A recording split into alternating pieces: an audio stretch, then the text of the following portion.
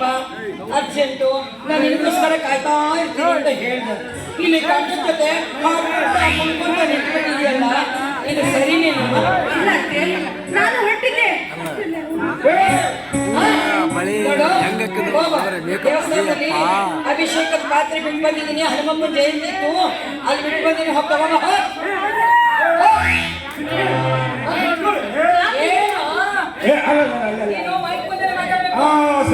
ನಿನ್ ಧ್ವನಿ ಯಾರಿಗೂ ಕೇಳಲ್ಲ. ಈಗ ನೋಡು, ಈ ನಮ್ಮಮ್ಮ ಉರಿ ಬಿಸಿಲಲ್ಲಿ ಸುಮಾರು 1 ಕಿಲೋಮೀಟರ್ ದೂರದಿಂದ ಬರೀ ಕಾಲಲ್ಲಿ ನಡ್ಕೊಂಡು ಬಂದಿದ್ದಾರೆ.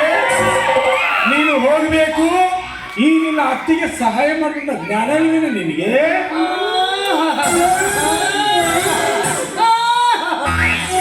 ಏನ್ ಡೌ ಮಾಡ್ತೀಯಪ್ಪ, ಡೌರಾಜ ಇದ್ದಂಗಿದ್ದೀನಿ. ಅಲ್ಲ, ನೀನು ಎಕ್ಸಾಮ್ ಹೋಗಿ ಚೆನ್ನಾಗಿ ಬರೆದು ಪಾಸ್ ಆಗ್ಬೇಕು ನನ್ನ ಮಗ ಅಂತ ನಾನು ಎಷ್ಟು ಆತುರದಿಂದ ಕಾಯ್ತಾ ಇದ್ದೀನಿ. ಇಲ್ಲಿ ಇವ್ರ ಜೊತೆ ನೀನು ಹಾಡ್ತಾ ಕುಂತ ನಿಂತಿದ್ರು ಗತಿ ಹೆಂಗಪ್ಪ ಮುಂದೆ?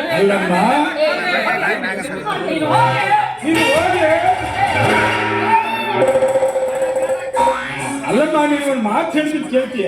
ಏನ್ ಹೇಳಪ್ಪ, ನೀನು ಹೇಳೋ ಮಾತಿನ ಕೇಳೇ ನನಗೆ ಹೊಸದಾಗಿ ಮದುವೆಯಾದ ಗಂಡ ಹೆಂಡತಿ ಹಾಡ್ತಾ ಕುಣಿತಾ ನಲಿತಾ ಎಷ್ಟೊಂದು ಚೆನ್ನಾಗಿರ್ಬೇಕು ಅಂತ ಎಲ್ಲಾ ತಂದೆ ತಾಯಿಗಳು ಹಾರೈಸ್ತಾರೆ. ಏನೇನಮ್ಮ ನೀನು ನನ್ನನ್ನು ಕಂಡು ವಕ್ರ ದೃಷ್ಟಿನೇ ಬೀಳ್ತೀಯ.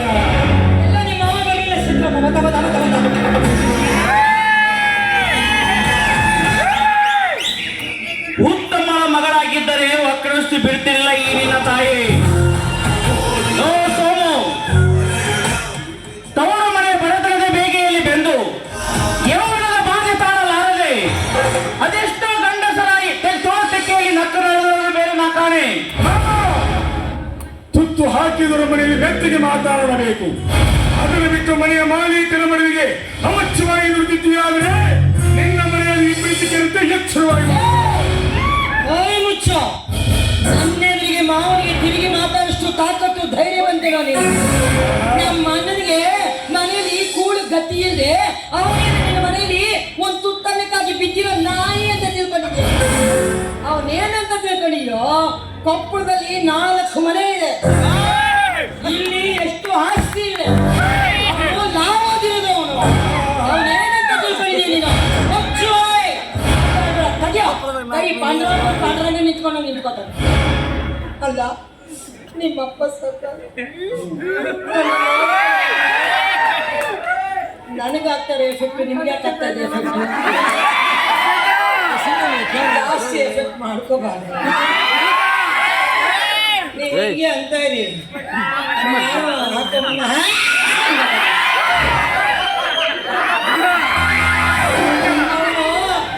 ಎಷ್ಟು ಲಾರಿ ಇದ್ದಾನೆ ಗೊತ್ತಾ?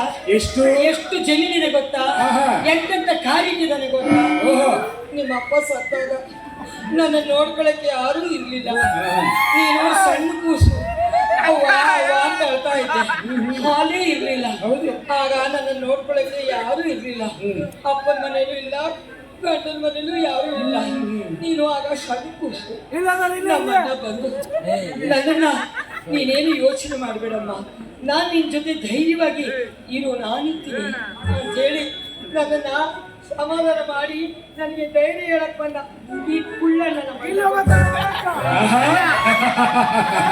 ಅಮ್ಮ, ಶಾಂತಿ ಸಮಾಧಾನ ಹೇಳಲು ಬಂದ ನಿಮ್ಮ ಅಣ್ಣನಿಗೆ ಮನೆ ಮುರಿಯೋ ಕೆಲಸ ಮಾಡಬೇಡ ಅಂತ ಹೇಳಿ. ಕಣ್ಣಂತೆ ಹೇಳಿದ್ರೆ ಕೆಂಡದಂತೆ ಕೋಪ ಎನ್ನುವಂತಿದೆ. ಹೆಂಡತಿಯ ಕೈಗೊಂಬೆಯಾದ ನೀನು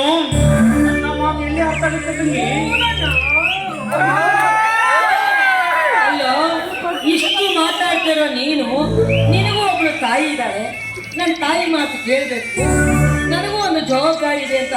ನಿನಗೂ ಜವಾಬ್ದಾರಿ ಇದ್ದಿದ್ರೆ ನನ್ನ ಮಾತನ್ನು ಕೇಳದೆ ಮದುವೆ ಮಾಡ್ಕೊಂಡು ಈಗ ಮನೆಗೆ ಬರ್ತಿದ್ದೇನೋ? ನಿನಗೆ ಹಿರಿಯರು ಕಿರಿಯರು ಇದ್ದಾರೆ